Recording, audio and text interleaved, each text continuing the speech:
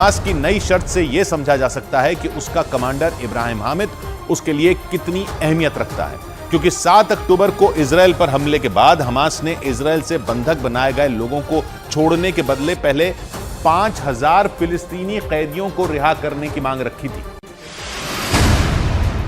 जो लंबे वक्त से इजराइल की अलग अलग जेलों में बंद हैं। लेकिन 1 महीने से ज्यादा का वक्त बीत जाने के बाद हमास ने अपनी शर्त बदलते हुए सभी बंधकों को रिहा करने के बदले सिर्फ हमास कमांडर इब्राहिम हामिद को छोड़ने की शर्त इजराइल की सरकार के सामने रख दी। इजराइल के अखबार द टाइम्स ऑफ इजराइल के मुताबिक करीब 17 साल से इजराइल की जेल में बंद हमास कमांडर इब्राहिम हामिद के हाथ सैकड़ों इजरायली लोगों के खून से सने हैं। द टाइम्स ऑफ इजराइल के मुताबिक नई शर्त के साथ हमास ने यह भी चेतावनी दी है कि अगर उनके कमांडर को छोड़ने की शर्त को इजराइल नहीं मानेगा तो किसी भी बंधक को नहीं छोड़ा जाएगा।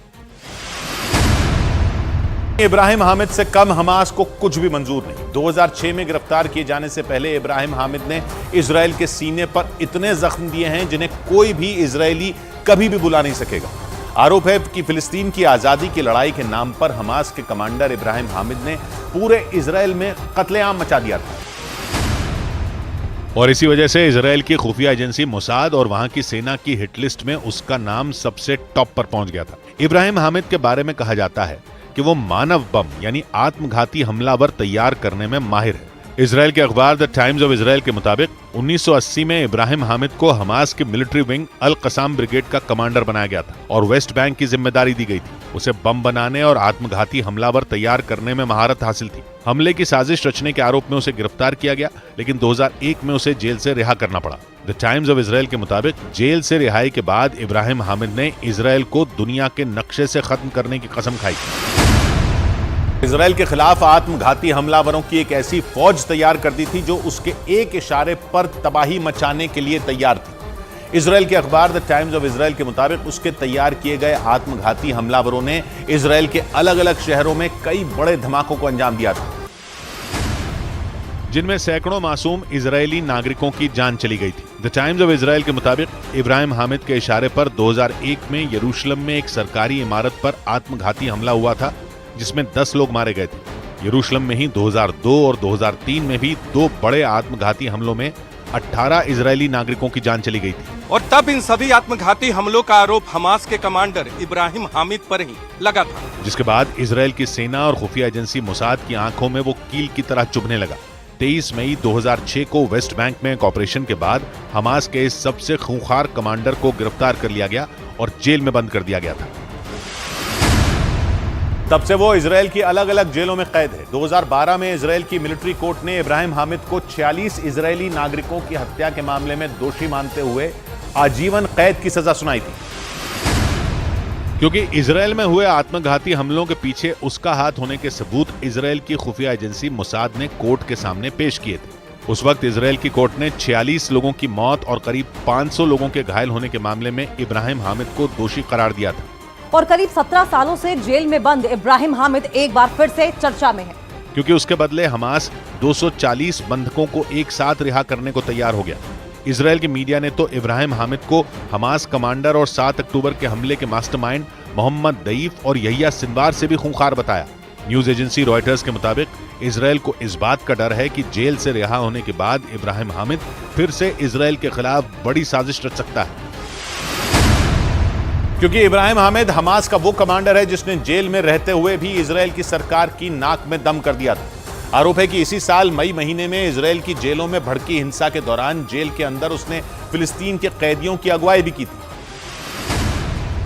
और इसका ट्रेलर गाजा में हमास के ठिकानों पर हो रही बमबारी में भी दिखता है। बंधकों की तलाश में जुटी इजराइल की सेना का दावा है कि बहुत जल्द हमास के ठिकानों को तबाह करके सभी बंधकों को गाजा से छुड़ा लिया जाएगा, चाहे हमास ने उन्हें पाताल में ही क्यों न छिपा रखा हो। द टाइम्स ऑफ इजराइल के मुताबिक इससे पहले हमास ने इजराइल की जेलों में बंद 5000 से ज्यादा कैदियों को छोड़ने की शर्त इजराइल के सामने रखी थी, लेकिन इजराइल की सरकार ने उनकी उस शर्त पर भी किसी भी तरह की कोई प्रतिक्रिया नहीं दी थी। और इजराइल की नेतन्याहू सरकार ने शर्त मानने की बजाय गाजा पर हमले करके बंधकों को हमास के चंगुल से छुड़ाने का फैसला किया था। हालांकि 1 महीने से ज्यादा का वक्त हो जाने के बाद भी इजराइल के अगवा किए गए लोगों का पता नहीं चल सका है, और इसीलिए इजराइल हमास की शर्त को अनदेखा करके दिन रात बुलाकर बंधकों की तलाश में जुटा है। इजराइल के अखबार द टाइम्स ऑफ इजराइल के मुताबिक नेतन्याहू ने साफ कर दिया है कि इजरायली सेना और खुफिया एजेंसी मोसाद हमास के आगे घुटने नहीं टेकने वाली।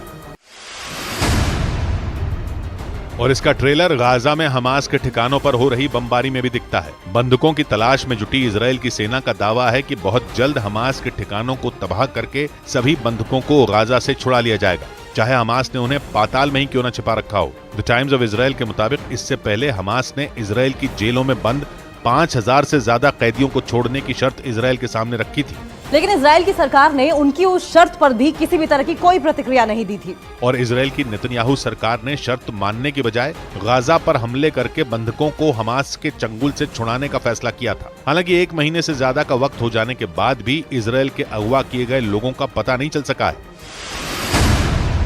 गाजा में हमास ने सुरंगों का ऐसा जाल बिछा रखा है जो किसी भूल भुलैया से कम नहीं है, और दावा किया जा रहा है कि सुरंगों की उसी भूल भुलैया में 240 बंधकों को कैद करके रखा गया है। अमेरिकी न्यूज चैनल CNN के मुताबिक हमास लंबे वक्त से इजराइल के आम लोगों को बंधक बनाकर अपने साथियों को छुड़ाने का प्लान बना रहा था,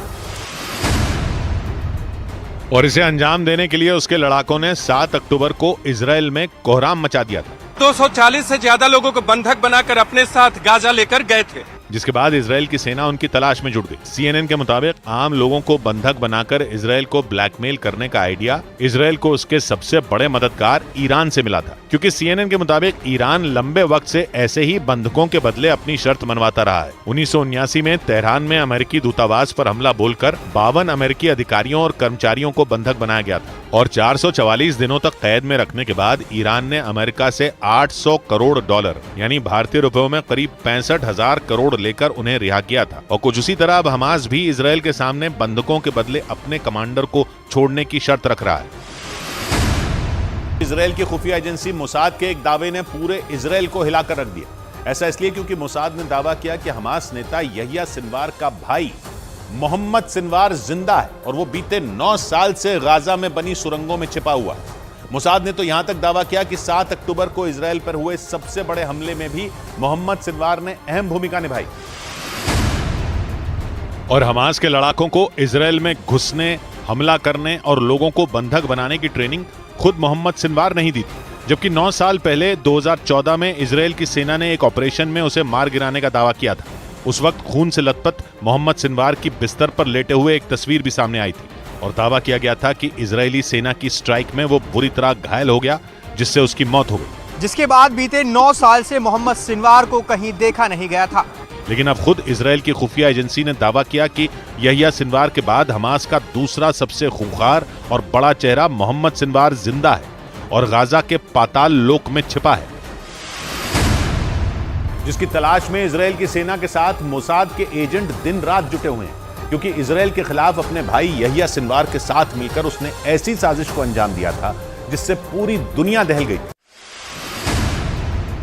यानी जिस मोहम्मद सिनवार को इजराइल ने 9 साल तक मरा हुआ माना था, उसी ने पूरी प्लानिंग के साथ इजराइल पर इतिहास के सबसे बड़े हमले को अंजाम दिया। इजराइल के मीडिया के मुताबिक यहिया सिनवार का भाई मोहम्मद सिनवार हमास के कमांडर मोहम्मद दईफ का बेहद करीबी है। मोहम्मद सिनवार 1991 में हमास के मिलिट्री विंग अल कसाम ब्रिगेड में शामिल हुआ था। आतंकी घटनाओं में शामिल होने के आरोप में उसे फिलिस्तीन में गिरफ्तार किया गया था, लेकिन 3 साल सजा काटने के बाद वो जेल तोड़कर भाग निकला था। और इजराइल की मीडिया के मुताबिक 90 के दशक में मोहम्मद दईफ के साथ मिलकर उसने इजराइल में कई बड़े आत्मघाती हमलों को अंजाम दिया था, जिसमें सैकड़ों इजरायली नागरिक मारे गए थे, जिसके बाद वो हमास का एक बड़ा चेहरा बन गया। इजराइल के मीडिया के मुताबिक 2014 तक इजराइल पर हुए हर छोटे बड़े हमले में मोहम्मद सिनवार का नाम ही सामने आता था। लेकिन 2014 में उसके ठिकाने पर इजराइल की सेना ने हमला कर दिया था। इजराइल के मीडिया के मुताबिक 2011 में यहिया सिनवार की जेल से रिहाई के दौरान उसके भाई मोहम्मद सिनवार ने अहम भूमिका निभाई थी। 2011 में कैदियों की अदला बदली में इजराइल ने यहिया सिनवार को रिहा कर दिया था। यानी हमास का ये कमांडर अपने भाई के लिए किसी ढाल की तरह हर मौके पर खड़ा रहा। इजराइल के रक्षा मंत्रालय के मुताबिक 2014 के बाद गाजा की सुरंगों में छिपकर मोहम्मद सिनवार ने इजरायली नागरिकों के अपहरण की कई घटनाओं को अपने लड़ाकों के जरिए अंजाम दिलवाया। इजराइल ने दावा किया कि उसने गाजा में हमास की कमर तोड़कर रख दी और उसके ज्यादातर हिस्सों पर कब्जा कर लिया, जिनमें गाजा में मौजूद हमास की संसद भी शामिल है, जिस पर 2007 में हमास ने कब्जा कर लिया। लेकिन गाजा में भीषण जंग के 39वें दिन इजराइल ने हमास को ऐसा झटका देने का दावा किया कि पूरी बाजी ही पलट सकती है, क्योंकि इजराइल की सेना ने एक तस्वीर जारी की और दावा किया कि उसने गाजा में हमास की संसद पर कब्जा कर लिया। तस्वीर में इजराइल के सैनिक संसद में बैठे दिखे और वहाँ इजराइल का झंडा भी नजर आया और इजराइल के सैनिक स्पीकर की चेयर पर बैठे दिखे। जिसके बाद इजराइल की सेना ने ऐलान किया कि उसने गाजा के ज्यादातर हिस्सों को अपने कब्जे में ले लिया। यानी इजराइल ने गाजा में हमास की रीढ़ की हड्डी तोड़ने का दावा किया। इजराइल की सेना गाजा में घुस चुकी है और हमास की अल कसाम ब्रिगेड से दो हाथ कर रही है। इसी भयंकर जंग के बीच इजराइल ने गाजा में बड़ी जीत का दावा कर डाला, क्योंकि इजराइल की सेना का हमास की संसद में घुसना कोई मामूली बात नहीं है, क्योंकि इससे संकेत मिलने लगे कि इजराइल की सेना गाजा में हमास के लड़ाकों पर भारी पड़ रही है। कम से कम इजराइल की सरकार ने तो यही दावा किया, क्योंकि जैसे ही इजराइल की सेना की हमास की संसद में घुसने की तस्वीर आई, इजराइल के रक्षा मंत्री योआव गलांत ने टेलीविजन पर संदेश जारी कर दिया और बयान दिया कि उत्तरी गाजा के ज्यादातर हिस्सों पर इजराइल की सेना का कब्जा हो चुका है और हमास के लड़ाके उत्तरी गाजा से दक्षिणी गाजा की ओर भाग रहे हैं। यही नहीं, इजराइल के रक्षा मंत्री योआव गलांत ने बयान दिया कि हमास ने गाजा पट्टी पर 16 साल बाद नियंत्रण खो दिया है। उन्होंने दावा किया कि हमास के लड़ाके दक्षिणी गाजा में पनाह ले रहे हैं और गाजा के आम लोग हमास के ठिकानों को लूट रहे हैं, क्योंकि गाजा के आम लोगों को हमास पर भरोसा नहीं रहा। जिसका मतलब यह हुआ कि इजराइल ने हमास को गाजा में सबसे बड़ी चोट पहुंचाने का दावा किया, क्योंकि इस बार उसने हमास की संसद छीनने का दावा कर दिया। यानी 16 साल पहले गाजा पट्टी की जिस असेंबली पर हमास के लड़ाकों ने कब्जा किया था, उसे इजराइल की सेना ने उससे छीन लिया, जिसे गाजा में इजराइल का जीत की ओर बढ़ने का संकेत माना गया। कि इजराइल ने जंग के 39वें दिन हमास को सबसे बड़ी चोट पहुंचाई। इस बार उसने वो जगह हमास से छीन ली जहां से हमास गाजा पट्टी के लोगों पर शासन कर रहा था। इससे पहले इजराइल ने हमास के कई कमांड सेंटर उड़ाने का दावा भी किया और वहां के अस्पतालों पर धुआंधार बमबारी की और चुन चुनकर हमास के सैकड़ों ठिकानों को उड़ा डाला। जंग के 39वें दिन भी इजराइल ने हमास के ठिकानों की बर्बादी का सिलसिला जारी रखा। अस्पताल हो या स्कूल, मस्जिद हो या रिहायशी इलाके, इजराइल ने हर उस जगह पर बम बरसाए जहां उसे हमास का ठिकाना होने का शक था। लेकिन उसने उत्तरी गाजा में हमास की संसद पर बम नहीं बरसाए, बल्कि उस पर कब्जा किया। उसके सैनिक न केवल वहां की संसद में घुसे, बल्कि उन्होंने वहां इजराइल का झंडा भी फहरा दिया और इसीलिए इसे गाजा में हमास को मिली सबसे बड़ी चोट कहा जा रहा है, क्योंकि संसद छीनने का मतलब है कि हमास के हाथ से गाजा पट्टी की सत्ता छिन जाना, जिससे हमास की रातों की नींद उड़ सकती है। क्योंकि भले ही इजराइल हमास को आतंकी संगठन कहता हो, लेकिन फिलिस्तीन की सरकार ऐसा नहीं कहती और इसीलिए फिलिस्तीन की सरकार की नाक के नीचे हमास के लड़ाके गाजा पट्टी में सरकार चलाते रहे। यही नहीं, इजराइल के हमले के बाद उन्होंने वहां की सत्ता में होने की वजह से इजराइल को घेरना भी शुरू कर दिया था और इजराइल की सरकार के खिलाफ बयान दिए थे। गाजा की सत्ता में बैठे हमास ने अस्पतालों, स्कूलों और मस्जिदों के संकट पर भी इजराइल की सरकार को घेरा था। लेकिन इस बार इजराइल ने हमास से वो अधिकार ही छीन लिया, क्योंकि इजराइल की सेना ने गाजा में हमास की संसद पर कब्जा कर लिया और हमास से वो जगह छीन ली जहां से वो गाजा पट्टी से जुड़े फैसले करता था। जिसके बाद इजराइल के रक्षा मंत्री योआव गलांत का बयान आया कि हमास के पास ऐसी कोई ताकत नहीं है जो इजराइल की सेना को रोक सके, क्योंकि इजराइल की सेना खुफिया जानकारी के मुताबिक प्लान को अंजाम दे रही है और जमीन, आसमान और समंदर के रास्ते उसकी सेनाएं अपने मिशन को कामयाब बना रही हैं, जिससे उत्तरी गाजा में हमास की पकड़ कमजोर पड़ने लगी। कम से कम इजराइल तो यही कह रहा है। यही नहीं, इजराइल के प्रधानमंत्री ने तो खुलकर बोल दिया कि यह जंग तब तक चलेगी जब तक हमास का अंत नहीं हो जाता। नेतन्याहू ने यह बयान तब दिया जब वो दक्षिणी इजराइल में सेना के जवानों से मिलने पहुंचे और वहां पहुंचकर नेतन्याहू ने अपनी सेना के जवानों का हौसला बढ़ाया। गाजा पट्टी में घुसने के लिए तैयार बैठी सेना की इस टुकड़ी से नेतन्याहू ने लंबी बातचीत की, उनकी तैयारियां देखी और फिर उन्हें यह बता दिया कि हमास से इजराइल की जंग तब तक चलेगी जब तक हमास का नामो निशान नहीं मिट जाता। זה לא מן השפה אל החוץ, זה נעלה בחוצה וגם מהשכל החוצה, אם אנחנו לא גומרים אותם।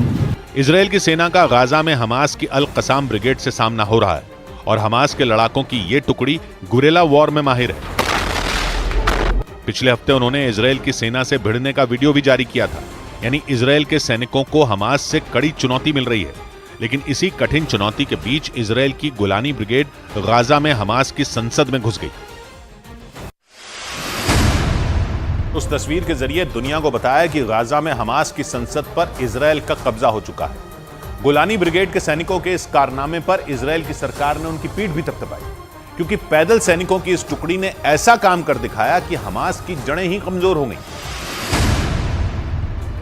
क्योंकि इजरायल की गोलानी ब्रिगेड के लड़ाकों ने हमास की संसद में झंडा फहराया। गोलानी ब्रिगेड पैदल सैनिकों की टुकड़ी है जिसने 1948 के बाद इजरायल के लिए कई युद्ध लड़े, जिनमें 1956 की जंग भी शामिल है, जिसमें इजरायल की गोलानी ब्रिगेड जॉर्डन, लेबनान और मिस्र से भिड़ गई थी। लेबनान और इजरायल की पहली जंग में भी गोलानी ब्रिगेड की बड़ी भूमिका थी और हमास और इजरायल की जंग में भी गोलानी ब्रिगेड ने बड़ा रोल निभाया और 16 साल बाद हमास को उसकी संसद से निकालने का इंतजाम कर डाला।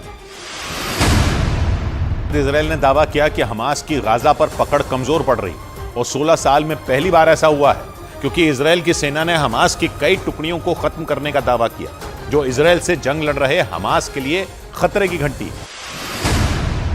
क्योंकि इजरायल ने दावा किया कि उसने उत्तरी गाजा में हमास की 24 बटालियनों में 10 की ताकत खत्म कर दी। इजरायल की सेना के मुताबिक जंग की शुरुआत में हमास ने अपने 30,000 लड़ाकों के साथ युद्ध शुरू किया था और हमास के लड़ाकों को 24 बटालियनों में बांटा गया था, जिनमें 10 को इजरायल की सेना ने कमजोर करने का दावा किया। यानी इजरायल ने डंके की चोट पर संकेत देने शुरू कर दिए कि वो उत्तरी गाजा में जीत के करीब पहुंच चुका है, या यूं कहें कि इजरायल का गाजा को 2 टुकड़ों में बांटने का प्लान सफल होने लगा। इजरायल के रक्षा मंत्री ने दावा किया कि हमास के लड़ाके उत्तरी गाजा से दक्षिणी गाजा की ओर भाग रहे हैं, जबकि इससे पहले इजरायल ने गाजा के आम लोगों को उत्तरी गाजा छोड़कर दक्षिणी गाजा में जाने की सलाह दी थी, जिसके लिए इजरायल ने ह्यूमन कॉरिडोर तक बनाया था, जिनसे होकर गाजा के आम लोग उत्तर से दक्षिण की ओर गए। लेकिन इजरायल ने दावा किया कि अब हमास के लड़ाके भी दक्षिण की ओर भाग रहे हैं, यानी गाजा को 2 टुकड़ों में बांटकर जंग लड़ने का प्लान कामयाब होता दिखा, क्योंकि इजरायल जंग के पहले दिन से कह रहा है कि गाजा के आम लोग उत्तर से दक्षिण की ओर चले जाएं। माना जा रहा है कि ऐसा इजरायल ने सोचे समझे प्लान के तहत किया, क्योंकि उत्तरी गाजा की सीमा इजरायल से लगती है, जबकि दक्षिणी गाजा की सीमा इजरायल से नहीं बल्कि मिस्र से लगती है और रफा बॉर्डर यहीं पर है, जहां से गाजा के आम लोगों तक राहत का सामान पहुंचाया जा रहा है। और इजरायल ने बार बार यह जताया कि उसका दक्षिणी गाजा में बमबारी करने का कोई इरादा नहीं है, जिससे धीरे धीरे यह लगने लगा कि इजरायल के हमले से जो नुकसान होगा वो उत्तरी गाजा में ही होगा, क्योंकि इजरायल की सेना ने खुद बयान दिया था कि वो उत्तरी गाजा में हमास का सफाया करेगी और दक्षिण में घायलों की मदद करेगी, जिसका मतलब यह हुआ कि दक्षिणी गाजा में बम नहीं बरसेंगे, जिससे ये संकेत मिलने शुरू हो गए कि इजरायल जंग के बाद उत्तरी गाजा पर अपना अधिकार जताना शुरू करेगा और दक्षिणी गाजा में फिलिस्तीन की सरकार का शासन होगा। और अगर ऐसा हो गया तो फिलिस्तीन का नक्शा 5वीं बार बदल सकता है, क्योंकि 1917, 1948, 1967 और 1993 में फिलिस्तीन का नक्शा बदल चुका है और एक बार फिर ऐसा ही होने के संकेत मिल रहे हैं, क्योंकि इजरायल का पूरा फोकस उत्तरी गाजा पर है और अब तो उसने उत्तरी गाजा में हमास की संसद पर कब्जा कर लिया है, यानी हमास की कमर ही तोड़ दी है, क्योंकि संसद के हाथ से निकलने के बाद हमास के हाथ से गाजा की सत्ता भी निकल सकती है, या यूं कहें कि उत्तरी गाजा में इजरायल की सेना बड़ी जीत की ओर बढ़ती दिखी। उसने जो नया दावा किया उससे तो ऐसा ही लगा, जिसका मतलब यह हुआ कि उत्तरी गाजा हमास के हाथ से निकल सकता है। शिफा अस्पताल की तरह इजरायल के निशाने पर गाजा के कई दूसरे अस्पताल भी हैं, क्योंकि जंग की शुरुआत से ही इजरायल ये आरोप लगा रहा है कि हमास ने गाजा के अस्पतालों के नीचे अपने कमांड सेंटर बना रखे हैं और अपने इस दावे के समर्थन में इजरायल ने इससे जुड़े कुछ वीडियो भी जारी किए। लेकिन अस्पतालों पर हमला करने की वजह से इजरायल दुनिया के कई देशों के निशाने पर आ चुका है। हालांकि इजरायल अपनी बात पर अड़ा रहा कि हमास गाजा पट्टी के अस्पतालों को अपने फायदे के लिए इस्तेमाल कर रहा है। इजरायल ये दावा करता है कि हमास के ज्यादातर कमांड सेंटर गाजा के अस्पतालों के नीचे बनी सुरंगों में ही मौजूद हैं। अपने इस दावे को पुख्ता करने के लिए इजरायल की सेना ने पहली बार एक वीडियो जारी किया। इसके जरिए एक बार फिर आरोप लगाया गया कि हमास के लड़ाके अस्पतालों की आड़ में आतंक की फैक्ट्री चला रहे हैं। This kind of gear is a gear for a major fight. Israel की सेना ने उत्तरी गाजा में अपने सैन्य ऑपरेशन के दौरान जो वीडियो जारी किया वो रंतीसी अस्पताल का बताया गया, जहां सिर्फ बच्चों का ही इलाज किया जाता है। लेकिन इजरायल का दावा है कि ये अस्पताल सिर्फ कहने के लिए है, क्योंकि वहां हमास का बहुत बड़ा ठिकाना था। इजरायल की सेना जब उस अस्पताल के बेसमेंट में पहुंची तो उसे वहां हथियारों का बड़ा जखीरा मिला, वहां इस तरह के कुछ और भी कमरे मिले जिनमें बड़ी संख्या में हथियार रखे गए थे। उन्हीं हथियारों को दिखाकर इजराइल ने पूरी दुनिया के सामने हमास की हकीकत सामने लाने की कोशिश की, क्योंकि बच्चों के अस्पताल के नीचे मौजूद हमास के ठिकाने से इतने हथियार मिले जिन्हें देखकर यह लगा कि हमास ने कई दिनों तक जंग लड़ने की तैयारी की हुई, जिसके लिए उसने अस्पताल के नीचे एक अलग दुनिया बना रखी थी। इजराइल की सेना के मुताबिक हमास के लड़ाके हमला करने के बाद इन्हीं सुरंगों में छिप जाते थे, क्योंकि उन सुरंगों को इस तरह से बनाया गया था कि बम या मिसाइलों के वार से भी उन्हें कोई नुकसान नहीं पहुंच सकता था। यही नहीं, हमास के लड़ाके इस फिराक में थे कि इजराइल की सेना दूसरे देशों के दबाव में आकर अस्पतालों पर हमला नहीं करेगी, जिससे वो लंबे वक्त तक वहां छिपे रह सकते थे। लेकिन नेतन्याहू के सैनिकों ने उनके इस प्लान पर पानी फेर दिया। और इसके अलावा इजरायली सैनिकों को रंतीसी अस्पताल के नीचे कुछ मोटरसाइकिलें भी मिली। दावा किया गया कि इन्हीं मोटरसाइकिलों के जरिए हमास के लड़ाके 7 अक्टूबर वाले दिन इजराइल के अलग अलग शहरों में दाखिल हुए थे, जहां उन्होंने भयंकर खूनी खेल खेला था। इजराइल के मुताबिक वहां से लौटकर लड़ाकों ने अपनी मोटरसाइकिलें इन्हीं सुरंगों में छिपा दी थी कि दुनिया को उनकी असलियत का पता न चल सके। लेकिन इजराइल की सेना जब उत्तरी गाजा के रंतीसी अस्पताल में पहुंची तो उसके होश उड़ गए, क्योंकि वहां हमास ने हथियारों का गोदाम बना रखा था। उन हथियारों को देखकर कोई भी यकीन नहीं कर सकता था कि बच्चों के अस्पताल के नीचे गोला बारूद और खतरनाक हथियार छिपाकर रखे गए थे। यही नहीं, इजराइल की सेना को वहां से आत्मघाती हमला करने में इस्तेमाल होने वाली कई जैकेट भी मिली। दावा किया गया कि उन जैकेट के जरिए हमास के लड़ाके इजरायली सेना पर आत्मघाती हमला करने वाले थे। इसके अलावा वहां से ग्रेनेड और बड़ी संख्या में दूसरे हथियार भी बरामद किए गए। हालांकि इजराइल के मुताबिक उसके सैनिकों के वहां पहुंचने से पहले ही हमास के लड़ाके वहां से भाग चुके थे। दावा है कि रंतीसी की तरह ही उत्तरी गाजा के कई दूसरे अस्पताल भी हमास के हथियारों से भरे हैं। यही वजह है कि इजराइल लगातार गाजा के अस्पतालों को निशाना बना रहा है। उत्तरी गाजा के सबसे बड़े शिफा अस्पताल पर तो पिछले कई दिनों से भीषण बमबारी हो रही है, क्योंकि इजराइल की फौज शिफा अस्पताल में बड़ा ऑपरेशन चला रही है। पिछले कई दिनों से इस अस्पताल को घेर कर खड़ी इजरायली सेना लगातार हमले कर रही है। एक दिन पहले ही उसने शिफा अस्पताल पर बम बरसाकर हमास के खूंखार कमांडर अहमद सय्याम को ढेर करने का दावा किया। अहमद सय्याम पर आरोप था कि उसने अपनी और अपने लड़ाकों की जान बचाने के लिए करीब 1000 लोगों को बंधक बनाकर रखा था। शिफा अस्पताल में इजराइल एक दिन पहले ये कार्रवाई कर ही रहा था कि गाजा के अल-कुद्स अस्पताल में भी उसकी सेना पर हमला हो गया। हालांकि जवाबी कार्रवाई में इजराइल ने हमास के 21 लड़ाकों को मार गिराने का दावा कर दिया। और इजराइल के मुताबिक इन्हीं कारणों से उसके निशाने पर गाजा के सभी अस्पताल हैं, क्योंकि हमास ने उनके नीचे ठिकाने बनाकर अपने लड़ाकों को बचाने की पूरी तैयारी की हुई है। हालांकि इजराइल पर अस्पतालों को निशाना न बनाने को लेकर अंतर्राष्ट्रीय दबाव बढ़ता जा रहा है, लेकिन नेतन्याहू कई बार ये साफ कर चुके हैं कि उनका अभियान हमास के सफाये तक जारी रहेगा। इजराइल की उस मुहिम में अमेरिका ने एक बार फिर उसका साथ देने का भरोसा जताया। अमेरिकी न्यूज चैनल CNN के मुताबिक अमेरिकी खुफिया एजेंसियां भी ये मान रही हैं कि गाजा के अस्पतालों के नीचे हमास ने कई कमांड सेंटर बना रखे हैं, जहां से इजरायली सेना पर लगातार हमला किया जा रहा है। अमेरिकी न्यूज चैनल CNN के मुताबिक इजराइल के इस दावे पर अमेरिकी खुफिया एजेंसियों ने भी मोहर लगा दी। दावा है कि अमेरिका ने भी ये मान लिया है कि हमास अस्पतालों की आड़ में जंग लड़ रहा है। यही नहीं, दावा तो ये भी है कि अमेरिका ने शिफा अस्पताल को भी हमास का कमांड सेंटर बताया। इस बीच अमेरिकी राष्ट्रपति बाइडेन ने ये मांग की कि गाजा के अस्पतालों में भर्ती मरीजों की जान खतरे में ना पड़े। उन्होंने इजराइल से अपील की कि वो मरीजों की सुरक्षा पर आंच न आने दे। और बाइडेन ने उम्मीद जताई कि इजराइल अपने सैन्य ऑपरेशन से आम नागरिकों को दूर रखेगा, यानी वो निर्दोष लोगों की जान बचाते हुए हमास के लड़ाकों का सफाया करेगा। असल में अमेरिका इजराइल की मदद करने के साथ ही अपने उन नागरिकों की सुरक्षा को लेकर भी चिंतित है जो 7 अक्टूबर के बाद से ही हमास के कब्जे में है। हमास ने इजराइल के उस दावे को ही नकार दिया जिसमें शिफा अस्पताल को हमास का कमांड सेंटर बताया गया। हमास ने तो इजराइल पर शिफा अस्पताल के मुद्दे पर पूरी दुनिया के सामने झूठ बोलने का आरोप लगाया। उसके मुताबिक इजराइल ऐसा इसलिए कर रहा है ताकि उसके फैलाए झूठ पर भरोसा करके फिलिस्तीन के लोग भी हमास के खिलाफ हो जाएं। हमास ने यह दावा भी किया कि उसकी तरफ से कई बार कई अंतर्राष्ट्रीय संस्थाओं से शिफा अस्पताल का दौरा करने की अपील भी की गई, लेकिन किसी भी संस्था की तरफ से कोई जवाब नहीं आया।